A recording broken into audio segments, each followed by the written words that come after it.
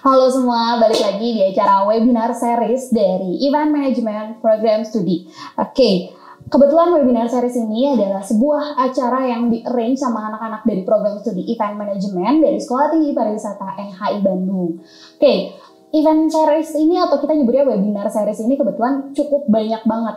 Jadi teman-teman yang memang punya ketertarikan sama industri event, boleh banget kepoin Instagram kita di @eventmbk buat kalian tahu topik-topik apa aja nih yang kira-kira diangkat sama teman-teman dari program studi ini untuk lebih mengenal apa sih event itu gitu. Oke, kesempatan ini kita akan bahas mengenai stage management. Topik utama kita akan bahas mengenai stage management, atau kita angkat judulnya kali ya Teh, mengenai webinarnya adalah Introduction to Stage Management. Kebetulan teman-teman udah lihat nih di sebelah saya ada teteh-teteh atau mojang-mojang Bandung negara Lis ya Teh. Oke, amin ya, amin. Oke. Saya perkenalkan diri dulu dua narasumber kita pada kesempatan ini. Yang pertama ada Teh Irna. Selamat siang. Oke, Teh Irna ini merupakan mojang Bandung yang lahir pada 11 Januari tahun 1980. Bener Teh?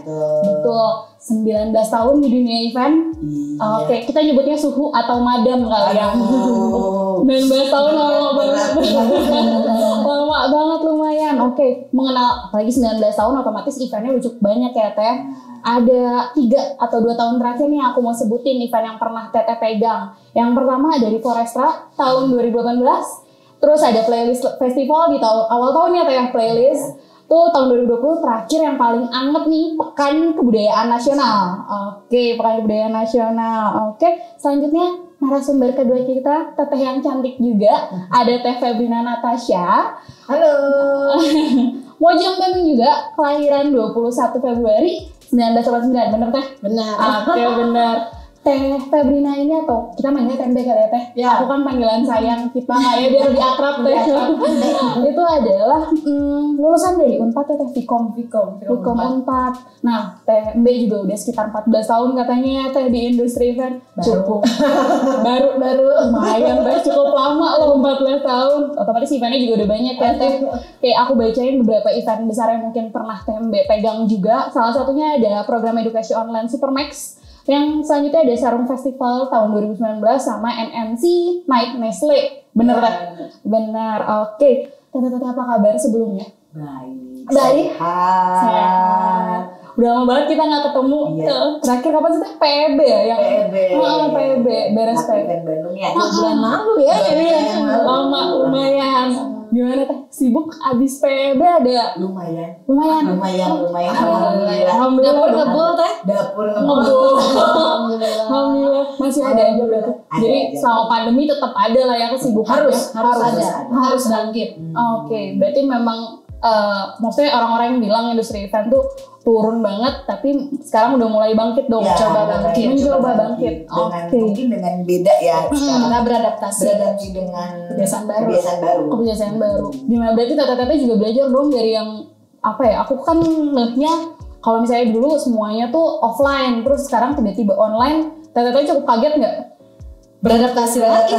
Belajar broadcast, belajar ya sekarang. Belajar banget. Oke. Aku mau ngomong sama Teh Nat dulu atau Teh Mbe lah ya kita manggil. Teteh kan 14 tahun nih. Terus cukup lama. Awal mula Teteh tertarik sama dunia event tuh gimana sih? Awal mulanya sampai sebenarnya dari SMA tuh memang semua kegiatan di sekolah aku ikutin ya. Pertama bikin acara apa cukup aktif loh ya. Terus ya di kampus pun sama begitu gitu. Nah terus tadi dulu tuh tujuannya nggak pengen kerja di event juga sih, tapi kebetulan pas kuliah tuh gue pengen kuliah sambil kerja. Oke. Nah kebetulan aja ada yang ngajakin. Ada jalannya di event. Kecemplung deh sampai sekarang. Kecemplung.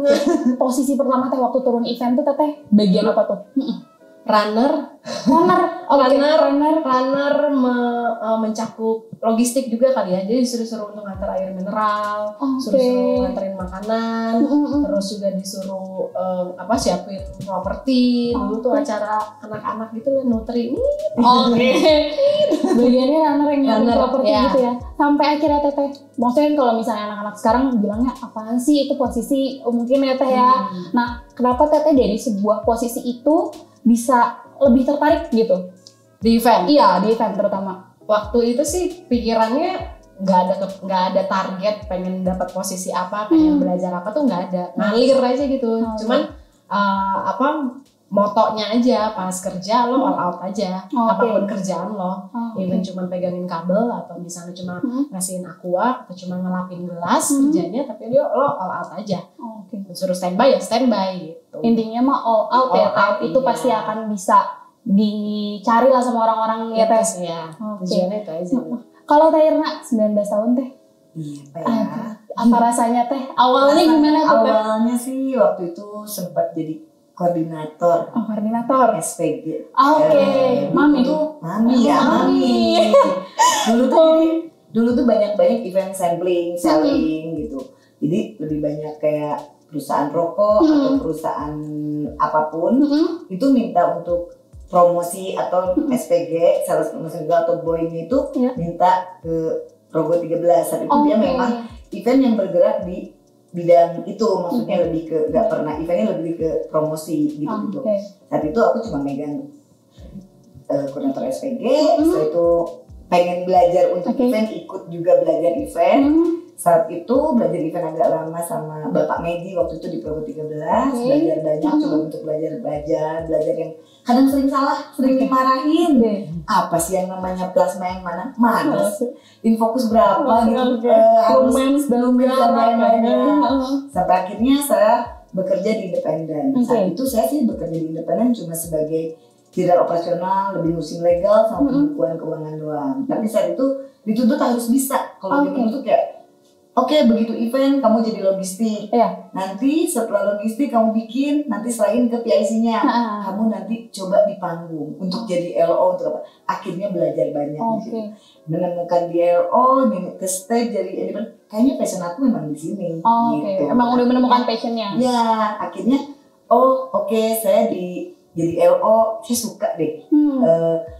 Melayani mungkin kayak jasa untuk kayak bikin orang happy gitu.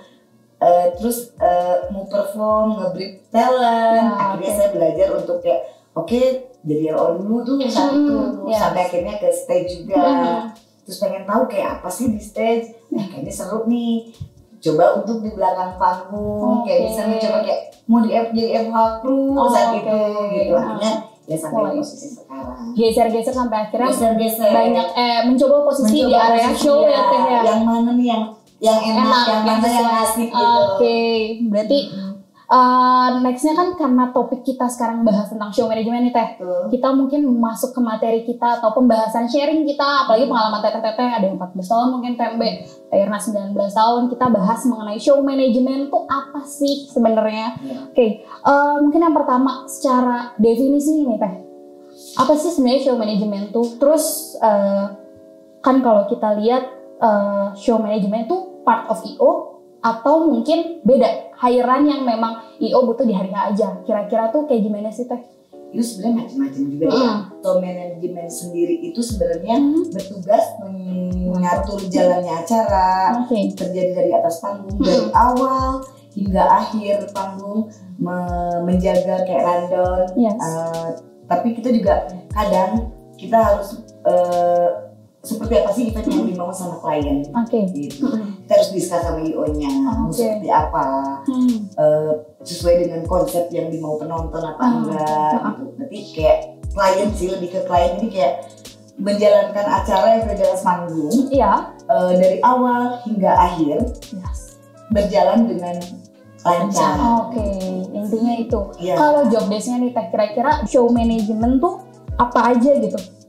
untuk peranannya ada siapa aja gitu. Iya, siapa aja. Betul. Kalau di show manajemen itu sebenarnya ada show director, ada stage manager, ada stage crew, ada backstage crew kalau saya bilang sih.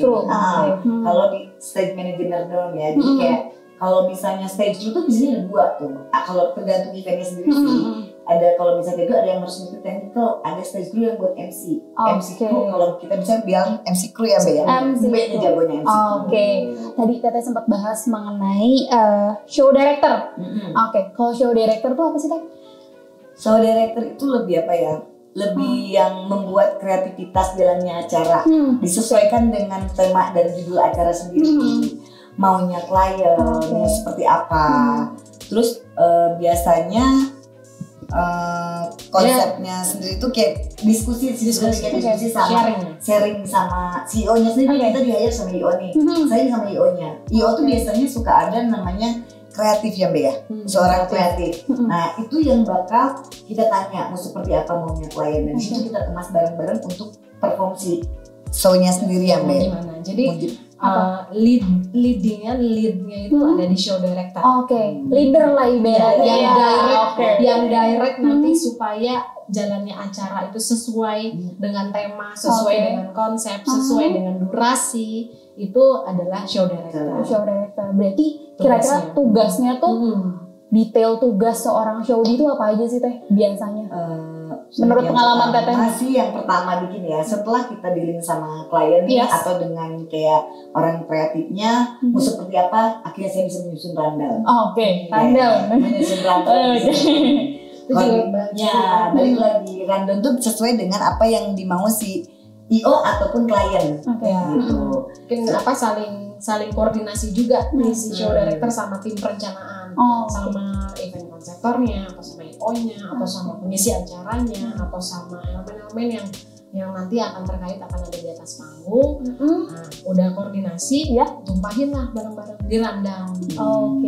Karena koordinasi tuh sama produksi harus koordinasi, sama tim permit juga harus koordinasi. Kita harus tahu event tersebut bolehnya izinnya sampai jam berapa. Itu menentukan durasi kita nanti. Mulai acara dan berhenti acara sebenarnya itu. Terus konsepnya mau ada apa aja di panggung. Misalnya mau entah itu band, entah itu penari, entah itu apa. Nah elemen-elemen yang bersangkutan sama itu lighting, sound system, panggung, ya kan itu harus kita koordinasikan dari awal. Makanya seorang saudara itu harusnya lebih paham produksi sebenarnya. Intinya kayak gitu ya Teh. Harus lebih nggak harus mengerti tapi tahu cara dan produksi sebenarnya.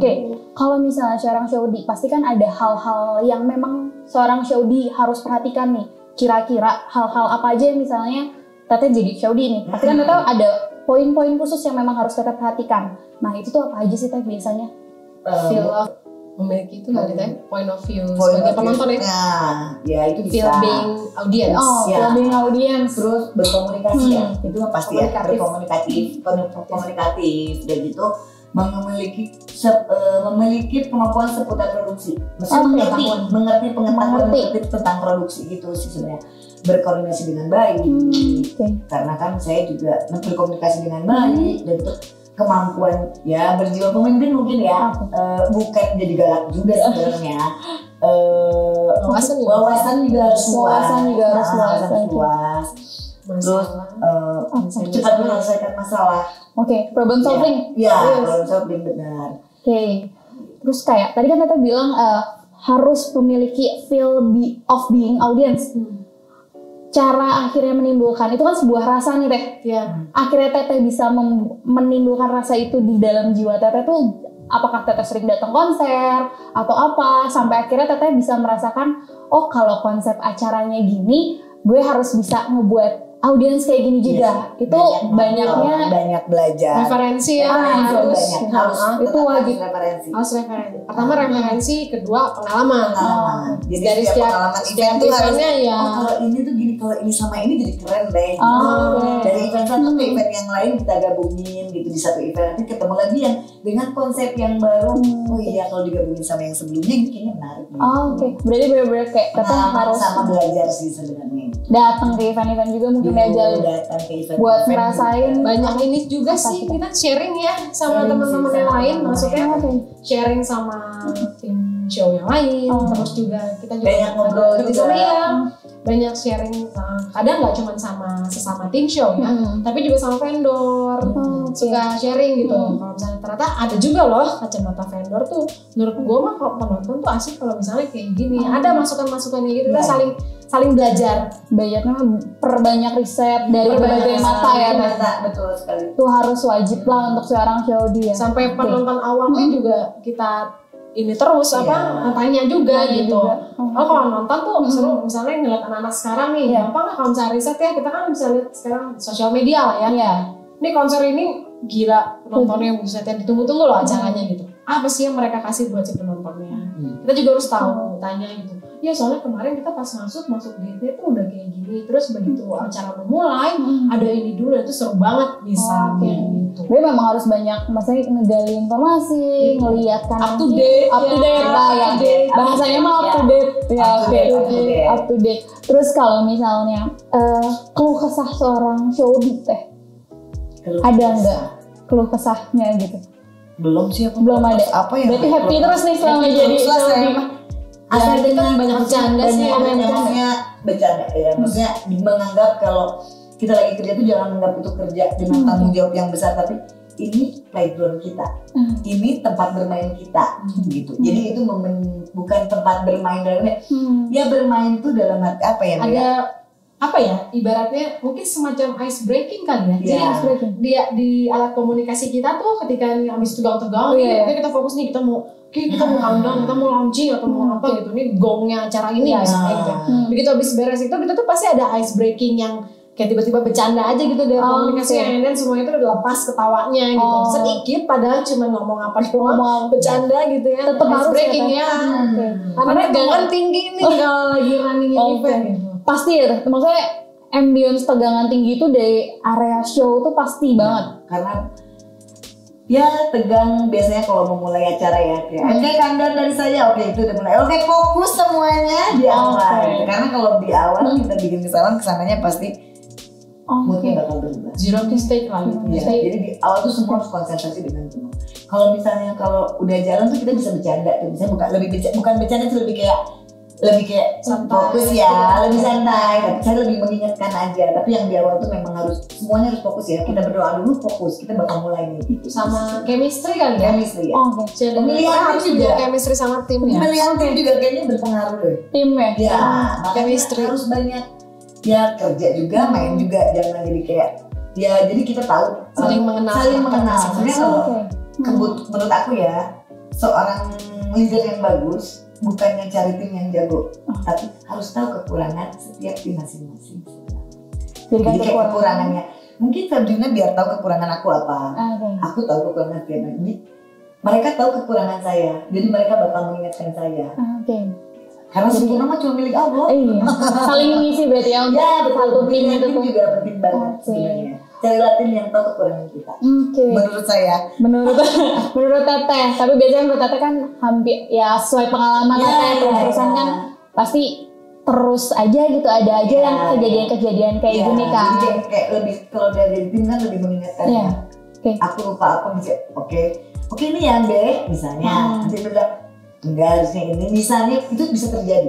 Bisa terjadi. Bisa. Karena kadang-kadang kalau misalnya di event corporate mungkin ya, atau di perubahan tuh last minute, dan biasanya nggak ke FOH, mereka ke MC crew atau ke posisinya yang di dekat panggung siapa, karena dia nggak ngerti, kadang-kadang klien nggak ngerti ya Mbak. Kalau corporate kayak tiba-tiba perubahannya di panggung, Mbak bisa koordinasi gitu. Jadi itu tuh bisa tergantung nanti kondisinya, mereka akan kontak masalahnya di mana gitu. Yang nggak memungkinkan nih, misalnya mau ada perubahan, kalau ke FOH terlalu jauh, jadi dia akan cari yang di tim show. Yang penting komunikasinya bisa langsung ke show director. Jadi seorang Showdy teh pasti kan butuh konsentrasi yang tinggi, apalagi kan leader nih, berarti semua orang yang memang di area show nih pasti akan nanya sama Showdy, apakah udah ini belum, apa ada yang harus masuk, apa yang harus keluar, itu kan pasti akan kontaknya sama Showdy. Nah, pengalaman Teteh nih untuk menjadi seorang Showdy, gimana caranya Teteh bisa konsentrasi itulah? Sebenarnya kalau misalnya itu kan kita udah awalnya sih kita harus bikin meeting dulu nih, meeting tim, Ya. akhirnya tahu nih, bahas rundown dulu. Oke. Setelah itu kita ada GR, sudah di GR. Saat GR itu kita pasti koordinasi untuk keluar masuk di mana. Jadi sebenarnya kalau untuk saat merunningkan, biasanya coba kita ngasih kayak mengingatkan lebih Oke, mengingatkan mengingatkan. karena untuk konten multimedia, untuk misalnya audio, semuanya kita udah susun nih sebenarnya dari awal pas saat GR. Oke. Misalnya nanti bumper ke-1 tuh ini, bumper Oke. kedua ini. Jadi kita dengan bahasa yang udah enak Iya, ya, Mbak ya, oke, sama. gitu. Kerja sama yang enak sama tim karena kenapa harus adanya meeting? Oke. Kenapa harus ada koordinasi dari awal? Oke. Gitu. Kenapa harus ada GR Yes. sebenarnya? Itu Betul. sebenarnya. Jadi begitu running itu kita sebenarnya lebih mengingatkan. Jadi kayak, Oke. oke Febrina, oke Mbak, nanti kita mulai ya. Oke. Oke mau mulai acara kita mulai ya Mbak. Kita mulai countdown ya. Nanti Mbak harus seperti apa di panggung. Oke. Kita harus jagain tuh. Mbak menjagain untuk posisi di panggungnya. Saya menjaga untuk di posisi FOH. Oke. itu kalau stage manager. Ya, stage Nanti manager. kita bicara Oke, lebih nanti lanjut. kita- ya. Oke, Cuman as a show director sih Director. tadi kan komunikatif juga, Iya. terus wawasannya juga harus luas. Jadi ketika ada sesuatu terjadi, entah itu klien atau siapa yang nanya-nanya nih sama si show director gitu. Karena kan kita tiap event beda-beda ya. Iya. Beda kan, Beda-beda. beda-beda. Terus hari ini bisa event festival, tiba-tiba besok saya ada di event indoor gitu Iya. ya. Nah, treatmentnya juga kan beda ya. Yes. Terus juga dengan materi-materi yang kita juga harus bisa menampung itulah. Jadi sebagai show director juga menurut saya wawasannya harus luas gitu. Terus juga kalau ada masalah harus mengambil keputusan, bisa ya, ya. harus bisa Cepat mengambil menyelesaikan, keputusan. bisa menyelesaikan masalahnya dengan Oke. cepat dan tepat gitu. Terus up to date juga. Terus apa ya? Ya berkemampuan sebagai pemimpin gitu. Intinya punya jiwa kepemimpinan Jiwa ya, Kak, ya. kepemimpinan betul. Harus ada lah ya untuk Iya. menjadi seorang show director itu tuh pasti perlu banget jiwa Karena kepemimpinan. tugasnya berat, nggak hanya nge-lead Tim show manajemen aja ya. Serius banget. Dia bertanggung jawab sama seluruh ada yang di Ya. area itu ya, Iya, di panggung ya, Lighting untuk show-nya. harus seperti apa. Oke. Kalau ada sesuatu terjadi teknis di atas panggung juga nanti gimana menyikapinya. Terus juga udah gitu menjaga durasi. Ini yang agak Itu susah yang agak ya susah kan. menjaga durasi. Iya, Jaga iya, durasi pasti sih. karena Itu susah banget. apalagi sekarang broadcasting lebih harus dijaga lagi durasinya ya, bukan Dan menit lagi second gitu Iya, kan. sekarang omongannya udah second. udah second Wah, gitu. second kayak pusing Iya, undangnya udah second Iya, gitu. iya, Nah, Second. itu terus jaga durasi, jaga mood juga. Jaga mood. Apalagi Tim kalau ada udah yang tapping gini ya Mbak ya. Kita salah nge-brief aja udah langsung Iya, bahaya betul. sebenarnya. Oke. Jadi memang komunikasi penting banget. penting, mengambil keputusan itu memang harus banget, mesti kayak gimana nih. Kadang kan kita nggak semuanya dapat yang enak terus ya Mbak ya. Oke, Gitu. berarti nggak terus-terusan enak lah ibaratnya ya. Oke gitu ya Teh, berarti kalau misalnya job desk tambahan lainnya deh yang memang pasti akan dilakukan sama seorang show director tuh apa? So director itu bertanggung jawab penuh terhadap suatu acara. Oke. Yang pasti itu pasti ya. Dan gitu, show director itu biasanya membawahi, Kan juga ya. mengarahkan, Oke. berkoordinasi dengan multimedia, dengan sound system, Oke. dengan lighting, terus Musik director. dengan musik director juga ada, Oke. musik director, dan gitu dengan stage manager, stage crew, semua yang ada di elemen-elemen yang ada di situ sebenarnya. Terus show director juga ngasih tahu untuk klub mulainya acara, Oke. kayak countdown, Oke. ngasih tahu countdown, terus kepada jadi ngasih tahu countdown sama semua elemen termasuk multimedia. Jadi kayak mulai acara ya, Iya, 3, 2, 1 kita mulai nih acara. Itu dia harus kontrol semua yang ada di FOH, elemen yang ada di FOH. Ya seperti yang aku bilang multimedia, ada lighting, ada audio juga, ada MD gitu, sama yang buat di panggung juga sebenarnya. Cukup banyak berarti ya memang harus diatur sama seorang show director. Oke. Dan ada khas komunikasinya ya kalau show Oke. director ya. Apa? Kalau misalnya di Clearcom atau di komunikasi Iya. itu suka apa namanya? Oke, semua saya minta jalur ya. Oh. Semua countdown dari Ya, saya. sampai countdown. Kita standby. Oke. Kita Itu mulai countdown. dalam waktu 5 menit lagi. Ya, Saya akan itu countdown dari biasanya 1 menit. Saya lakukan sebelum mulai. Ini jalur saya. Maksudnya kayak Saya minta jalur saya minta supaya nggak ada jalur, jadi semuanya berdiam. Oke. Karena saya memulai acara nih. Jadi semua countdown dari saya. Karena biar semua yang ada di sebelah saya kalau misalnya rame dan lain-lain itu Ya. kan Jadi yang sebelah saya ngedengar, karena biasanya tuh clearcomnya nggak semua pakai sebenarnya, atau alat komunikasi kita.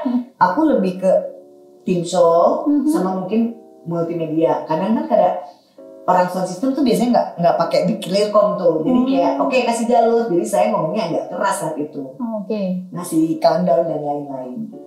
Makanya tadi kan kalau misalnya ngelihat bawahnya atau harus membawahi apa aja nih tim-timnya yang dari Showdy itu kan banyak banget, otomatis kan untuk menjadi seorang Showdy itu butuh perjalanan panjang yang benar kata tadi.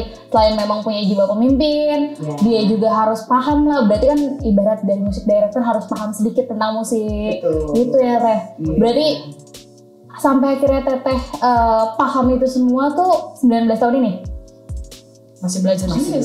Masih belajar juga. Masih banyak belum jago juga. 19 tahun aja masih butuh belajar. 19 tahun enggak langsung saudara.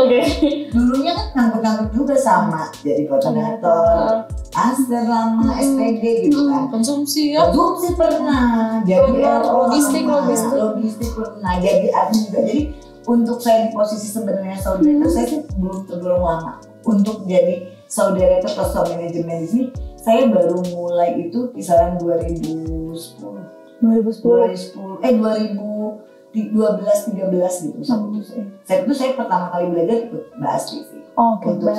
Untuk belajar mendalami ya. Mendalami. Kalau dulu sih sebelumnya kan saya ikut di perusahaan yang lama, maksudnya di kantor saya yang lama, saya ikut jadi LO tapi nggak begitu. Kayak senang, tapi nggak ada yang ngajarin. Nggak ada yang maksudnya untuk belajarnya karena jadi LO, jadi assistant manager, tapi besoknya sampai kantor jadi administrasi, ngurusin lagi kan. Balik lagi ke admin. Jadi saat event doang. Jadi belajarnya nggak, ya belajar ya tetap belajar. Tapi untuk menggeluti tentang sound manajemennya saya sendiri, ya kalau sekarang ya sound manajemen itu saya 2010-2011. Cukup lama juga berarti ya Teh, antara hampir mau 11 tahun mungkin tahun ini. 10 tahun lah ya. 10 tahun. Oh ya, masih belajar itu juga ya Teh. 10 tahun di area belajar tentang Showdy aja masih butuh banyak manajemen ya. Yang ngajarin pertamanya berarti Mbak Asti ya? Saya belajar di show-nya mungkin lebih paham, saya lebih ngelakuin Mbak Asti.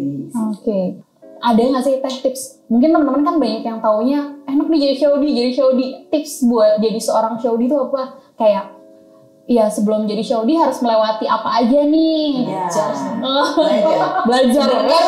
Karena kalau dikasih tahu nih teorinya ya, belum tentu orang nggak akan bisa sih langsung jadi. Beda ya antara teori dan lapangannya pasti beda-beda ya. Learning by doing dan prosesnya memang menurut saya ya untuk sampai di jenjang show director tuh prosesnya nggak sebentar karena sebanyak itu, seluas itu, sekompleks itu yang harus kita pelajari. Gitu. Kalau misalnya jadi seorang Showdy nih Teh, kan jaga mood. Nah kalau Teteh kira-kira biasanya kalau misalnya sebelum jadi seorang Showdy nih mau nge-lead acara, apa ada ritual khusus yang harus dilakuin nggak? Makan ya. Makan. Nice power loh. Tetap ya kan dan harus bercanda ya. Harus asik gitu loh pekerjaannya. Karena ngejaga mood ya. Tegangan tinggi soalnya kan. Harus berdoa juga lah. Udah makan berdoa. Udah makan berdoa. Intinya mah makan ya Teh. Makan. Ya secara orang kan hobinya lupa makan. Iya. Hobinya sebenarnya makan sebanyak. Oh gitu. Iya. Karena membangkit mood ya. Nextnya kalau tadi kan udah ngomongin seorang Showdy, di bawah Showdy itu kan kita kenalnya ada seorang stage manager. Nah, kira-kira stage manager itu apa sih Teh? Stage manager ya perpanjangan tangannya show director ya. Perpanjangan tangan. Tadi posisinya show director itu ada di FOA.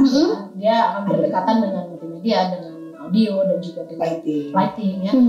Kalau stage manager dia akan ada di atas panggung. Nah si stage manager ini nanti dia yang akan mengkomunikasikan job desk-nya stage crew masing-masing.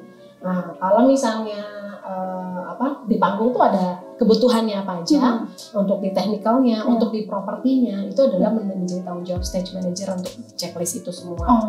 Gitu nanti bagi tugasnya ke stage crew. Gitu blocking, marking, ya kan, sound check ya. Yang berkaitan sama audio atau efek-efek yang ada di panggung, itu stage manager harus tahu. Stage manager harus tahu kontrolnya, gimana nyalainnya, ya kan, seperti apa nyalanya, berapa lama nyalanya, itu di stage manager. Kalau saya di FOH kadang nggak tahu keadaan di panggung seperti Nggak ada dan nggak bisa lari juga kan, dia harus standby. Jadi akhirnya kalau misalnya saya di panggung, saya cuma ngecek mungkin ke stage-nya kayak udah standby ya, udah siap semuanya ya. Saya biasanya untuk kayak saya absen tuh, absen ya Mbak ya, Absen. Oke, mic-nya gimana Mbak? Oke, talentnya udah siap. Oke, bandnya udah tinggal main nih. Jadi saya lebih kayak karena saya tidak tahu posisi di panggung sedang apa, ada apa gitu. Karena jarak juga kali ya. Dan ini kayak sebenarnya stage manager perpanjangan tangan dari Jadi stage manager tuh tanggung jawabnya sama-sama besar juga. Jadi dia harus cuma posisi yang beda. Teknikal ya, dia berurusan sama teknikal yang ada di panggung. Kalau apa dia yang akan paling cepat bisa benerin gitu ya. Dan harus mengkoordinasikan itu kepada show director. Jadi sistem komunikasinya antara tim show dengan show director itu harus dua arah. Harus dua arah. Jadi show director nge-lead, tim show harus menginfokan ada apapun misalnya udah siap apa belum itu harus diinfokan. Jadi harus komunikasinya harus dua arah.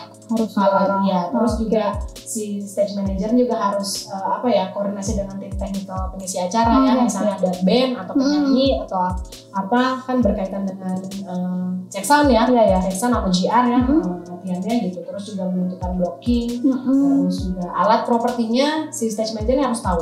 Channel list, technical riders, stage manager harus tahu, dan stage manager ini akan mengkomunikasikan riders tersebut ke vendor. Make sure nanti betul-betul sampai di stage nih, yang sampai di venue nih. Buat yang pertama kali stage manager tadi adalah vendor sound, vendor lighting, pervendoran stage technical, karena dia akan make sure nih kalau si pengisi acara yang nanti akan ada di panggung ini dipastikan sudah terpenuhi belum ridersnya. Itu jangan sampai di panggung nyediainnya akustikan yang datang band. Iya sih, kan? Karena berarti tidak ada komunikasi yang efektif gitu. Dan talent jadinya marah-marah. Nah, udah sampai kemana-mana nanti intinya. Tuh klien juga nanti akan gitu sih terus. Mungkin kurang lebih tuh intinya stage manager selain menjaga semua peralatan yang memang harus ada di acara, juga menjaga mood dari para talent itu biar nanti selama show-nya lebih enak kali ya Teh. Menjaga mood ya, memastikan si properti kebutuhan talent yang ada di mana, mau artistik, mau teknikal, mau instrumen atau apa harus sesuai aja dengan kebutuhan yang bakal perform. Kalau misalnya berarti kan tadi kayak dokumen checklist peralatan itu dipegangnya sama stage manager, tapi kalau rundown dari show director. Yang kemauan Setelah show director, second layer yang pertama adalah stage manager. Stage manager nih Teh, apa nih? Siapa nih yang mau jelasin? Boleh. Stage manager karena show director kan posisinya kan ada di FOH ya. Iya. Stage manager perpanjangan tangannya si show director. Dia fokusnya sama technical yang ada di panggung.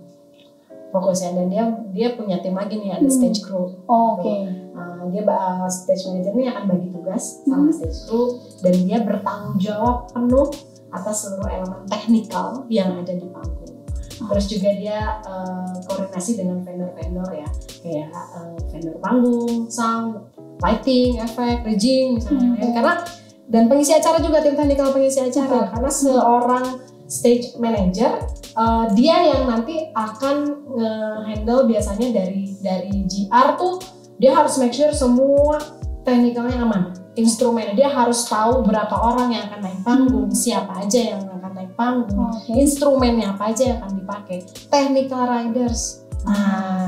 Technical riders, channel list dari para pengisi acara, entah itu band atau penari atau atau kreativitas lainnya yang bakal on stage. Itu stage manager harus mengkoordinasikan itu, mengkomunikasikan itu juga, dan mengkonfirmasi ulang juga kepada vendor-vendor terkait.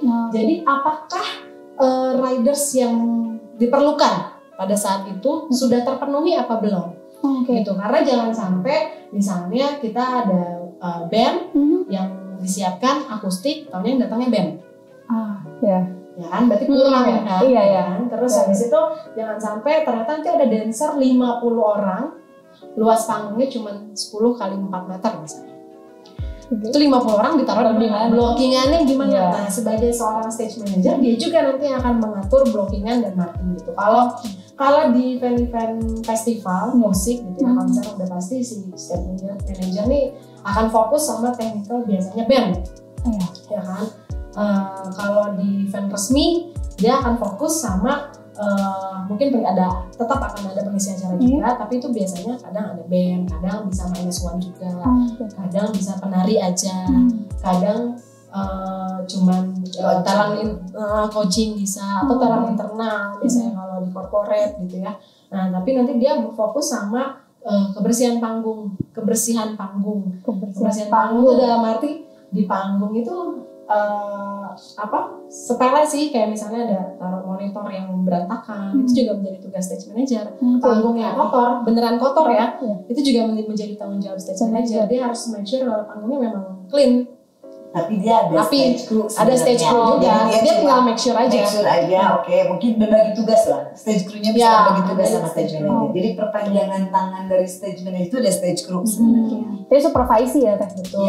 Terus si stage manager ini dia harus bisa berkomunikasi dua arah dengan show director. Jadi show director input apa, stage manager harus kasih feedback nih. Gitu, dan harus selalu report. Apa yang udah siap, apa yang belum siap, apa yang belum nyala, apa yang udah nyala, apa yang error. Stage manager harus selalu report. Berapa lama penyelesaiannya, misalnya kayak ini berapa lama lagi nih gitar masih masalah gitu. Berapa lama lagi dia harus, kayak saya minta waktu 2 menit. 2 menit, kayak ini gitarnya belum ada nih, channelnya ini belum keluar nih. Karena sebenarnya kayak kenapa harus 2 arah misalnya itu, karena ya itu show director tidak tahu keadaan di panggung seperti apa, karena harus selalu info ya, selalu terjadi apa-apa ya, maksudnya selalu aja terjadi. Kita harus tahu misalnya setting misalnya kata Mbak misalnya 2 menit lagi, saya harus ngisi apa 2 menit, karena jangan sampai dead air atau kelihatan karena ternyata ada apa-apa, belum datang, mau saya masukin saya harus info multimedia apa nanti masuk, karena saya perlu info itu dari saya tahu apa yang saya akan lakukan, karena tidak mau jadinya dead air, jadi nggak ada apa-apa, malah orang lagi setting kan nggak lucu gitu sebenarnya. Mau MC mau terus ngomong, atau mau saya mau ngeliat konten apa gitu, saya mau ngasih musik apa gitu. Itu ya pentingannya dari komunikasi 2 arah itu, karena cuma stage manager ya, semuanya juga komunikasi harus 2 arah. Harus 2 arah. Jadi kalau dalam harus selalu kita info yang ke stage ke show director. Iya, jangan sampai ada sesuatu yang terjadi di belakang panggung atau di atas panggung, show director nggak tahu. Jangan sampai. Itu kesalahan terbesar. Itu kesalahan terbesar. Kenapa? Karena kayak misalnya ternyata si kendala ini bisa memakan waktu yang cukup lama, misalnya 5-10 menit. Habis lah itu udah show director. Ya kan? Kita harus saling koordinasi supaya show director cepat. Di sini gue putarin video deh. Gue punya video 5-10 menit, bisa nih ketutupan sama video, misal seperti jangan sampai deh. Karena kan saya nggak tahu kalau di panggung.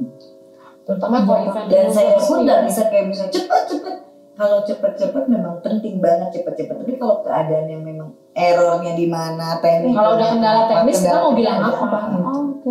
Biasanya kalau misalnya ada kendala teknis kayak gitu, seorang stage manager tuh akan melakukan hal apa gitu, kayak misalnya kayak kan ada yang namanya kayak tiba-tiba kabel nggak nyala atau kayak gimana gitu. Kira-kira dia membantu. Berarti tertentu dan selalu koordinasi terus sama vendor sound ya, yang ada di monitor samping panggung ya. Kalau misalnya sound ya, misalnya kadang juga mungkin udah siap semuanya, tiba-tiba mungkin bisa aja gensetnya bocor, ada kejadian gitu. Saya harus ganti ke genset lain, itu kan errornya ya, gimana aja ya. Nah, ganti berapa menit lo butuhin? Kalau cuma ganti doang kan 2 menit, gue bakal naikin apa biar tak terlihat kalau itu 2 menit itu kita. Jadi si stage manager tuh harus tahu juga ketika ada masalah berapa lama dia akan bisa sanggup untuk menyelesaikan itu. Nah, prosesnya untuk tahu itu learning by doing. Baru pengalaman. Jadi itu ada hal-hal yang harus diperhatikan sama seorang stage manager. Dia nggak hanya harus bisa ngelit itu di atas panggung, dia dikasih tanggung jawab untuk sama show director untuk dikasih untuk menyelesaikan segala sesuatu yang ada di atas panggung dan berkoordinasi dengan stage dan vendor dan lain-lain. Tapi dia juga harus bisa memiliki keahlian seperti pengetahuan seputar teknikalnya. Dia harus memahami itu dan juga produksi.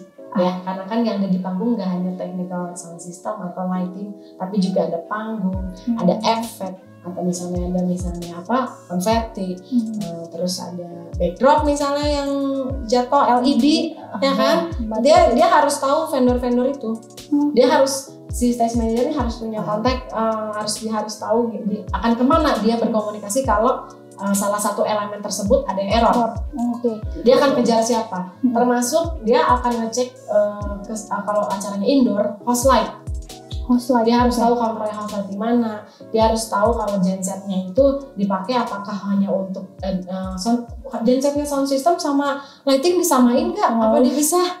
Iya kan? Sama LED gensetnya nyatu apa enggak? Karena terkadang kan kalau misalnya yang low budget, ya gensetnya satu untuk rame-rame. Nah, mati satu meledak semua. Iya, benar sih. Iya. Berarti ibaratnya secara teknisnya harus paham lah Teh. Ibaratnya nggak harus tahu detail, tapi paham ini tuh kemana, ini tuh kemana, ada masalah apa tuh harus tahu kayak gimana ya Teh. Kalau misalnya ada nggak sih hal-hal yang memang perlu diperhatikan sama stage manager gitu? Kira-kira kalau stage manager tuh harus ada detail ini yang memang perlu banget dan itu tuh adalah hal krusial yang pasti harus dicek sama seorang stage manager. Kalau menurut saya, kalau untuk event-event musik ya, festival ya, udah pasti pengetahuan soal teknikalnya harus. Dan itu bukan saya. Nggak kelihatan kan kalau saya ngerti alat-alatnya gitu. Terus teknikal dan produksi, dan juga dia harus bisa berkoordinasi dengan baik ke vendor, baik ke pengisi acara maupun juga ke show director gitu. Terus juga stage manager tuh pada saat GR juga dia harus ada barengan lah, tim show-nya harus selalu ada. Dari mulai GR ya GR, latihan, dari yang latihan GR sampai acara kelar. Intinya semua persiapan. Kalau stage manager sih intinya dia nggak bisa ngambil keputusan artistik karena segala keputusannya ada di show director. Dan show director nanti koordinasikan dengan event konseptor atau IO atau klien gitu kan. Si stage manager ini dia hanya mengeksekusi yang berkaitan dengan teknis. Teknikal lah. Posisi seorang stage manager kalau lagi run through eventnya tuh gimana Teh? Samping panggung, dekat speaker nih. Dekat PA. Dekat monitor biasanya. Pasti di situ ya. Pasti di situ. Kalau stage manager pasti kan ada lagi nih second layer-nya dari tim stage manager. Kira-kira ada apa aja? Sebenarnya stage crew. Kalau di stage crew ada pembagian lagi nggak Teh? Stage crew sih sebenarnya biasanya kita bagi jangan dari stage manager karena kan posisi panggung itu kadang beda ya, ada kiri ada kanan. Itu sih sebenarnya. Jadi si stage manager ya nanti dia punya perpanjangan tangan di si stage ini.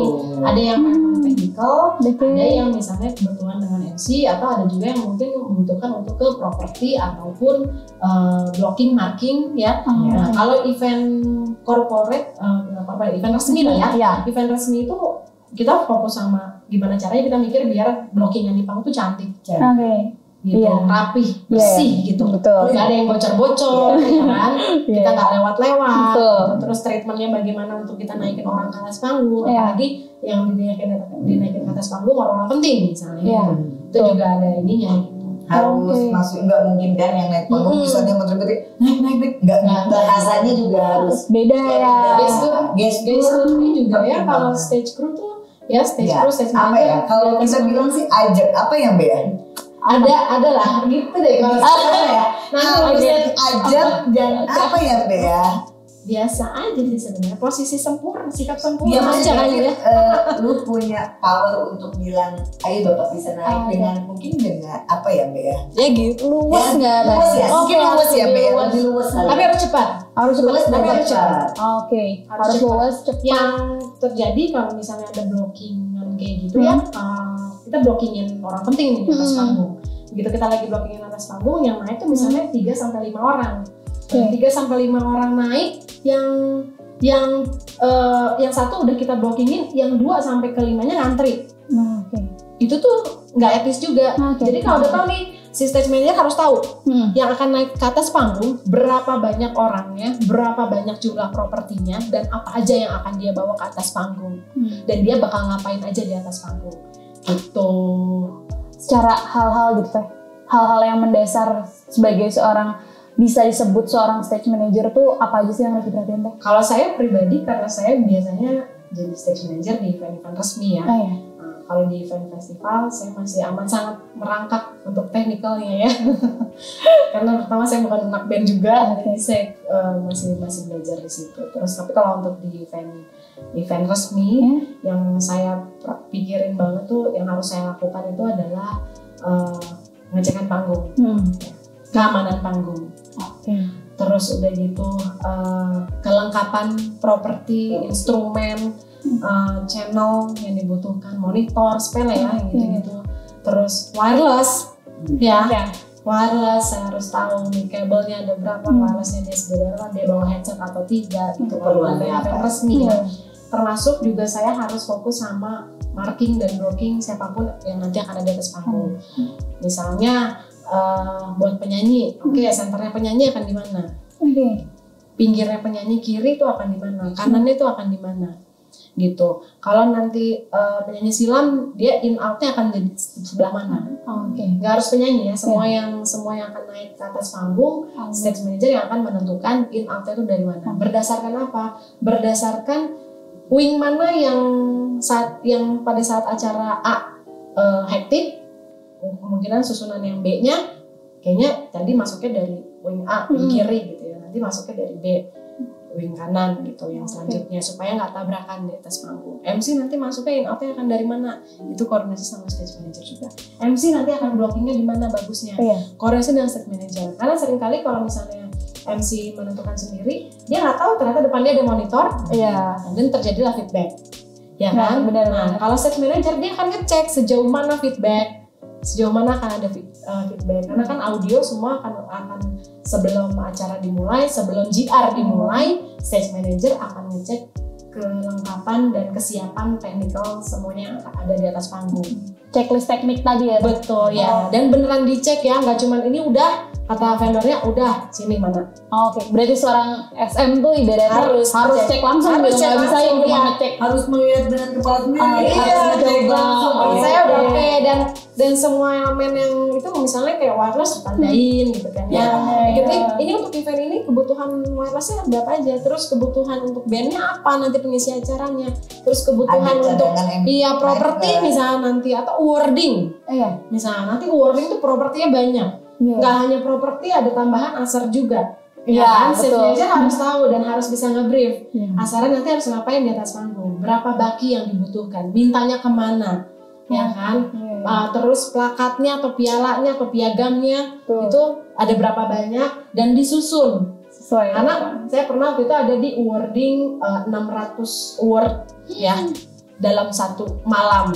3 jam yang akhirnya selesai 5 jam. Karena 600 sekian wordnya gitu. Dan itu semua harus disusun sesuai namanya. MC manggilnya apa? Asar baik bawah ini harus itu. Harus disusun propertinya juga. Ada konten itu kalau di event-event resmi sih sebetulnya. Karena kesesuaian ya, maksudnya tadi bilang semuanya itu saling melengkapi. Bener. Dan ada stage crew juga ya. Apalagi Teteh kan Teteh ngomong ada kayak piagam nih yang pengalaman Teteh. Berarti kan ada, nggak mungkin orang stage manager kan yang mengatur itu, pasti ada stage crew. Ada stage crew-nya. Nah, pembagian stage crew tuh kira-kira apa aja sih Teh? Karena kalau misalnya saya nih sebagai orang awam taunya mah adalah backstage area ngomongnya, tapi kalau misalnya secara pengalaman Teteh itu tuh pembagiannya biasanya seringnya kayak gimana sih? Kalau wording biasanya saya ada kru yang memang megang properti untuk awarding. Biasanya berapa awardingnya? Biasanya banyak juga krunya untuk jadi stage crew tuh nggak harus cuma 2 ya, jadi bisa lebih tergantung kebutuhan. Event lu seperti apa? Perlu berapa tim? Nggak bisa yang kayak tim eventnya saya perlu tim 5 orang buat event ini. Saya harus lihat rundown dulu kebutuhannya seperti apa. Itu kita bisa. Tapi kalau intinya sendiri mungkin kalau stage crew yang technical ya Teh. Secara jadi ada mungkin technical sama ada yang software kali ya. Ya, Kita nyebutnya hardware-nya sama software-nya.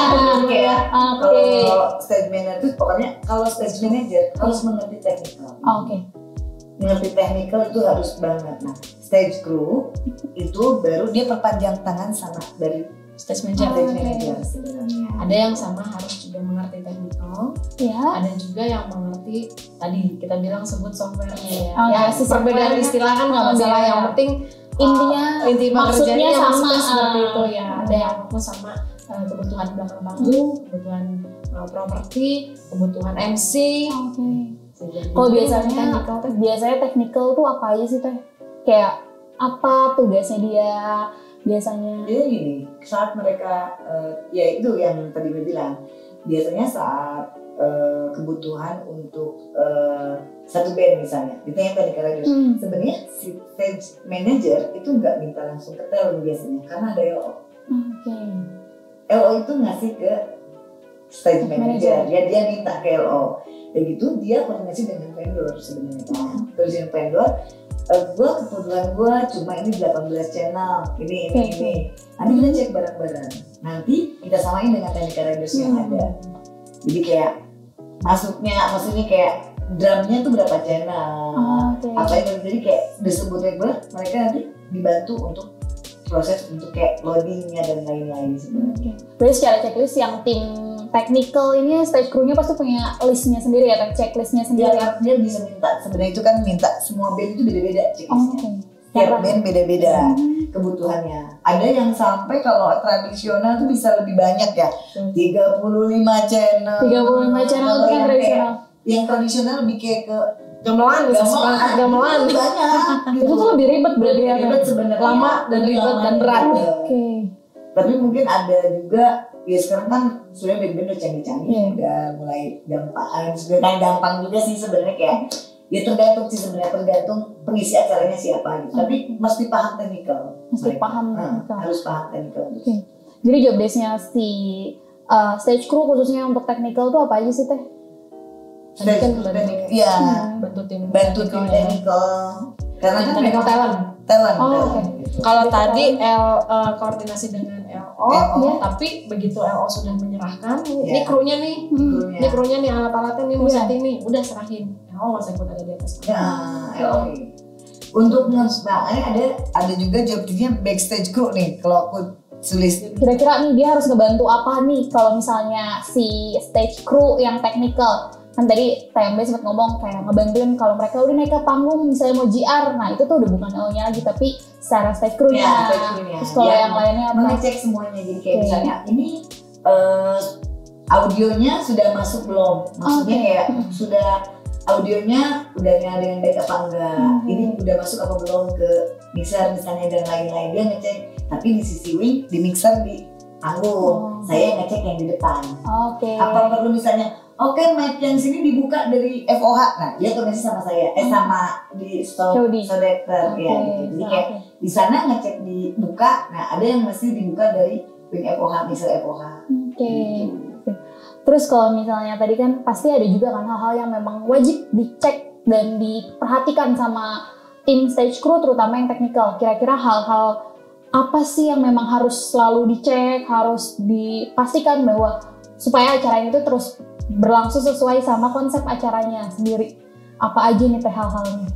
Ya audio mah penting ya. Kalau audio cek audio efek, properti, tergantung acaranya sendiri. Tapi semuanya memang harus dicek dengan baik dan benar gitu. Maksudnya harus dari awal sampai akhir tuh konsisten aja kita harus mengecek dan lain-lain. Itu nggak bisa ngecek jadi kayak misalnya band ini mulai nanti band ini tetap stabil karena kan kalau technical ya bisa kapan aja berubah gitu, bisa kapan aja berubah. Dan stage crew juga sebenarnya untuk kebersihan, semua tuh harus menjaga kebersihan. Semua harus peka ya. Semua harus peka dengan keadaan panggung. Yang tiba-tiba panggungnya lupa buat ngelak ban, takut kan terus mikirnya pelnya takut jatuh dan lain-lain gitu sebenarnya. Kotor, banyak sampah. Nata kabel. Ada tipsnya untuk merolling kabel. Kalau mau ngerol kabel juga harus benar, nggak bisa yang asal ngebulung gitu, tergantung juga sih sebenarnya. Tapi ada triknya biar saat digulungnya dia gimana di depan panggung, kalau saat kita menarik itu lebih gampang, nggak ngebelit gitu. Tengah belit bahasa Sunda mah. Kalau bahasa Sunda tengah belit. Ngegulungnya seperti apa? Jadi saat dipakai lagi sama band berikutnya itu nggak lama prosesnya, tinggal narik doang. Oke. Secara sifat kan kalau tadi ngomongin stage manager, show director itu tuh sikap kepemimpinan tuh atau leadershipnya tinggi. Kalau misalnya seorang stage crew kira-kira yang memang dibutuhkan tuh sikap seperti apa kah? Apakah harus gercep?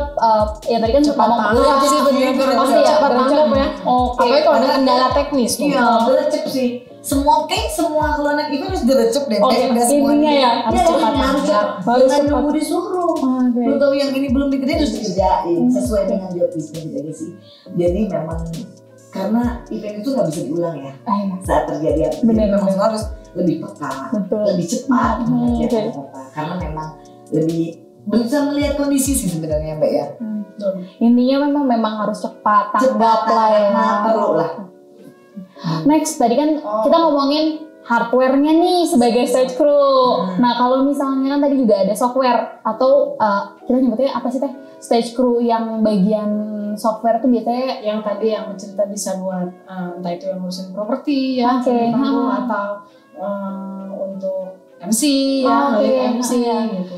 Misalnya kalau lead MC sih dia memang queue-nya nggak langsung dari stage manager ya. Dia akan terus saling berkoordinasi semuanya, komunikasinya harus dua arah. Cuman queue untuk MC biasanya di lead langsung oleh show director.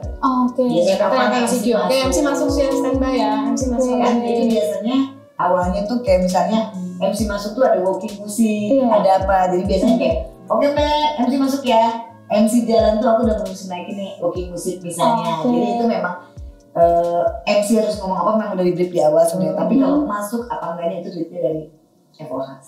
Dari COD berarti langsung walaupun posisi secara layer ada di bawah stage manager, tapi kalau untuk instruksi dan lain-lain memang langsung dari COD karena memang part of acara yang intinya MC kan master of ceremony. Technical untuk MC-nya kita koordinasi sama stage manager. Karena seperti apa? Itu udah jalan betul. Terus blockingnya juga ya Mbak ya. Blockingnya harus. Kalau job desk-nya sendiri ya, kalau stage crew yang memang dia harus mengarahkan MC, itu biasanya dia akan berkoordinasi dengan show director untuk membuat script based on rundown.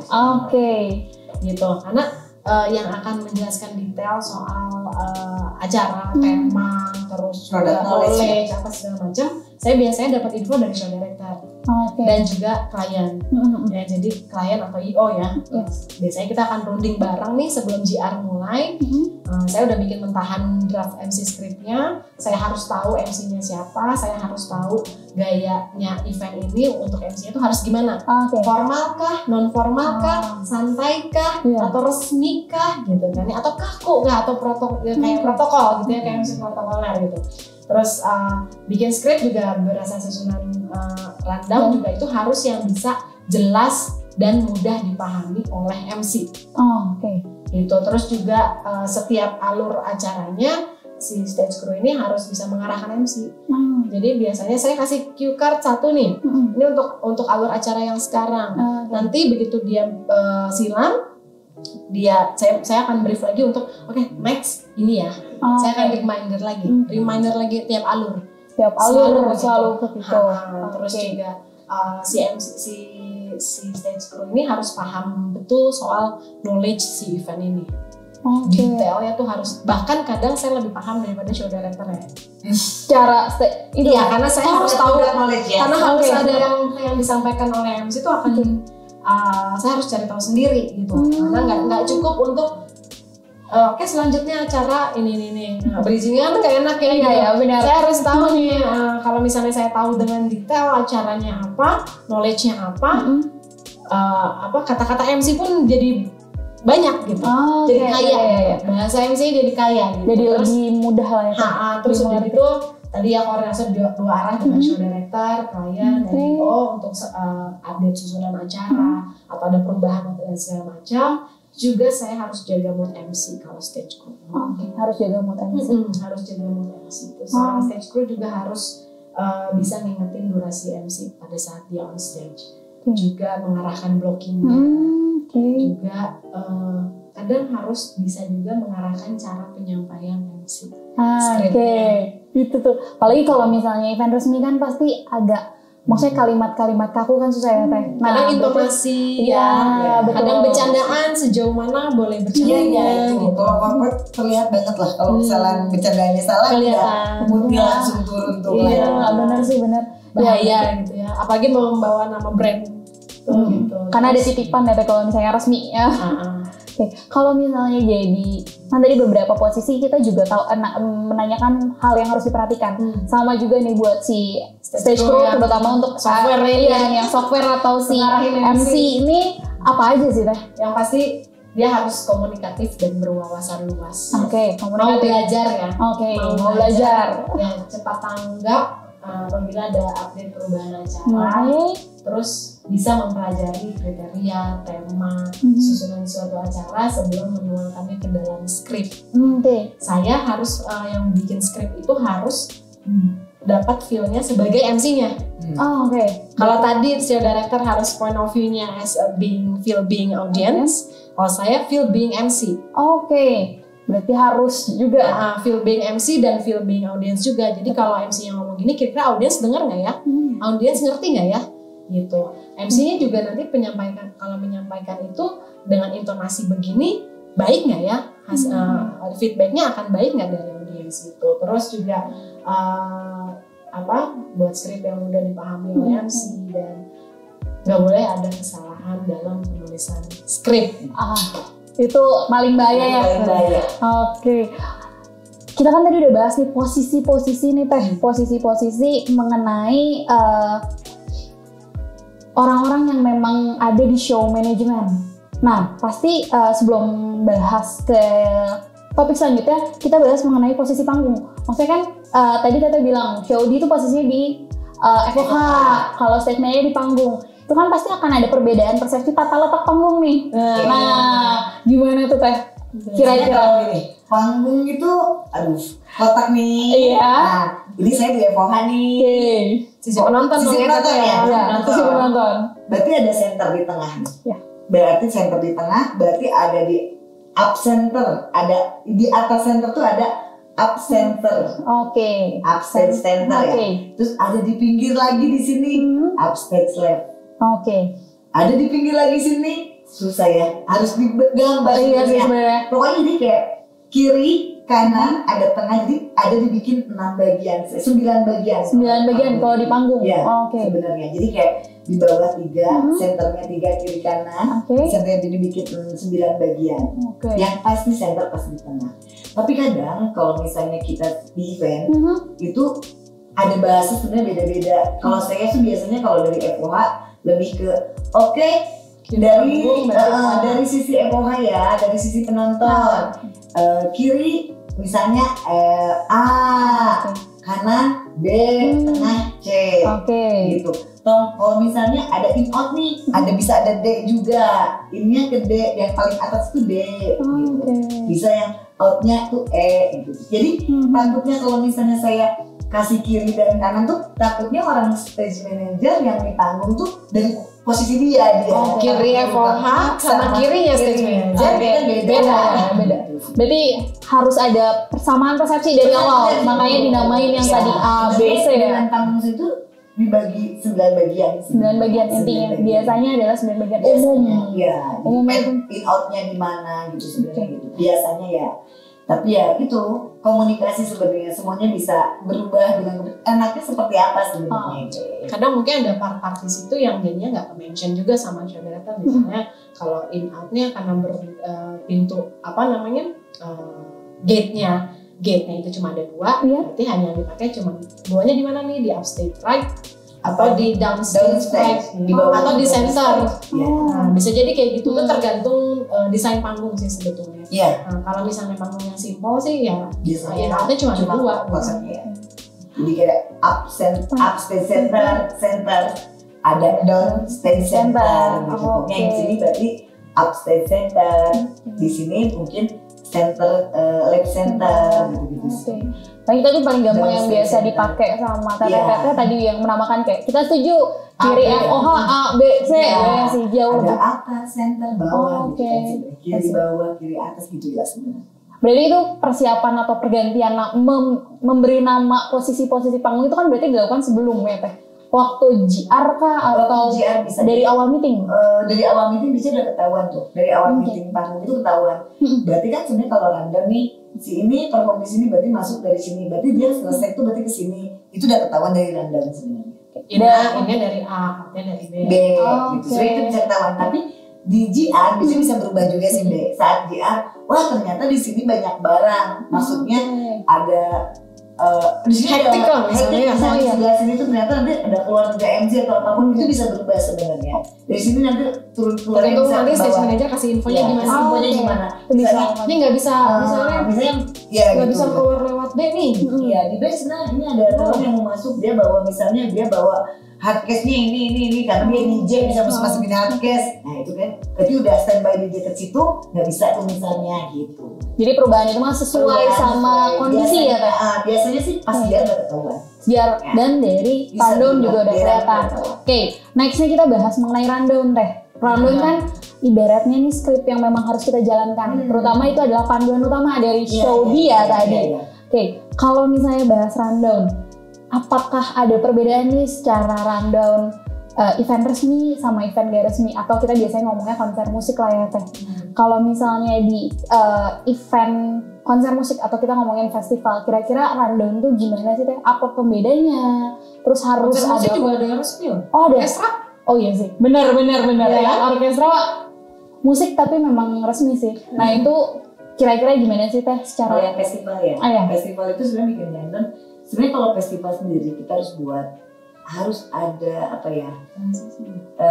Transisi juga. Tapi dari semua talent itu harus tahu. Kalau ini festival, rasa apa ya? Lebih apa ya? Dikuatin untuk kayak karena kan kalau festival itu transisinya harus benar. Betul. Berapa banyak bandnya yang bakal tampil. Mungkin kalau festival tuh jarang ada yang melakukan nggak cek sound semuanya lah kasarnya. Oh gitu. Biasanya kalau festival itu cuma band yang akhir, startnya, band pertama. guest startnya siapa, Oke. itu di akhir, itu pasti dia cek sound sama band yang awal. Setengahnya cek line semuanya. Oke. Lain aja gitu. Cek line aja. Baru mungkin ya, maksudnya selama ini kita taunya semua pasti akan yang namanya cek sound. Ternyata bahwa festival untuk yang multi artis kayak gitu banyaknya memang dan menyiapkan 2 band gear juga ya. Oke, Dua lebih set. dari satu Lebih set dari ya. satu set. untuk Kalau memang perlu 3 kenapa enggak? Kalau Iya. bisa juga. Oke. Gitu. Itu banyaknya Dan band nih. besarnya Oh. panggung pun ngaruh sebenarnya, besarnya panggung Oke. ngaruh gitu. Tapi untuk rundownnya sendiri sih biasanya setiap itu ada transisi, ada MC masuk, harus ada konten apa, dibikin games juga. Karena kan tiap perubahan MC masuk kalau nggak ada games kadang berapa lama ini gitu. Ada Ada settingnya kan. settingnya seperti apa. Meskipun saya mungkin udah bilang dari awal 2 menit kelar ya gitu. Tapi kan kalau tiba-tiba ya ada apa teknikal kita nggak tahu itu seperti apa. secara durasi nih Teh, kalau misalnya kan karena tadi sempat ngomongin transisi, kira-kira transisi dari satu band ke satu band tuh kalau misalnya pengalaman teteh-teteh tuh ngasih batas transisinya tuh di angka berapa sih kalau 5 menit. paling lama 5 menit? 5 menit? 5 menit. Itu 5 menit kalau set bandnya memang bisa lebih dari 1 ya. Iya. Kalau Oke. set bandnya 1 Iya. ya nyerah juga. Jadinya kayak 17 Agustus kan Nunggu ya. nunggu ya. Jadinya banyak DNR makanya kan. Oke. Biasanya kan begitu misalnya band ini main nih udah kelar. Ya. Oke kelar dia silang saya masukin konten multimedia. Misalnya kayak bumper closing, biasanya kalau ada bumper closing itu kan lumayan tuh. Nanti ada masuk transisi band lain. Biasanya kalau festival misalnya lebih dari beberapa band gitu. Saya biasanya kalau untuk nanti harus disiapin racer ya.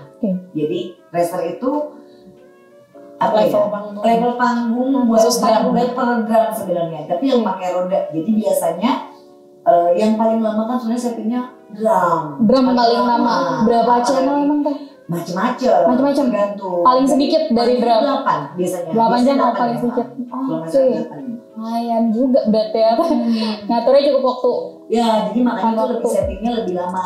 Jadi kalau misalnya ada racer itu bisa gantian. Jadi yang yang ini settingnya drumnya dulu tapi nggak masukin ya. Kali kan dia MC masuk dia tinggal colok-colok bisa. Oke. Berarti kalau misalnya secara kesimpulan ya, kalau di dalam festival itu tuh wajib banget yang jadi pembeda rundown festival sama rundown event lain tuh apa sih Teh? Ada nggak?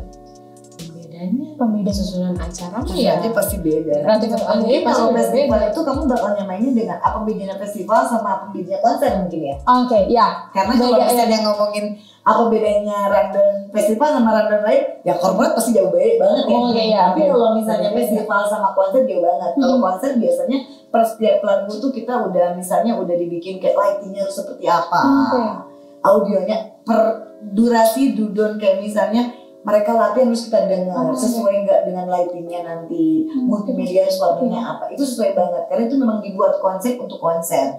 Tapi kalau festival kayaknya nggak seperti itunya. Tapi biasanya kita ngasih song list, si orang lain cuma dengerin, mungkin nggak bakal kemasannya beda sama konser karena kan festival ya, dengan bandnya banyak juga gitu sih. Kalau bedanya tuh, dan kalau festival itu pasti ada MC.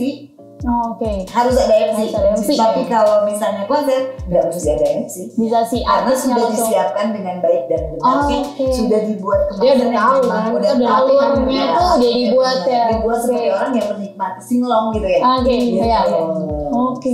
Ibaratnya yang beda kalah saat ngomongin festival dan yang konser gitu. Kalau misalnya ngomongin rundown festival sama rundown pasti beda. Apalagi dengan corporate ya. Jauh. Oke. Kalau misalnya tadi kan Tete ngomong corporate jauh banget nih. Sekarang mungkin boleh diceritain nggak sih kalau rundown corporate tuh kenapa bisa beda? Iya, maksudnya kan biasanya corporate mainnya nih. Launching mungkin ya. Boleh. Launching mungkin salah satu bentuknya ya Teh. Iya.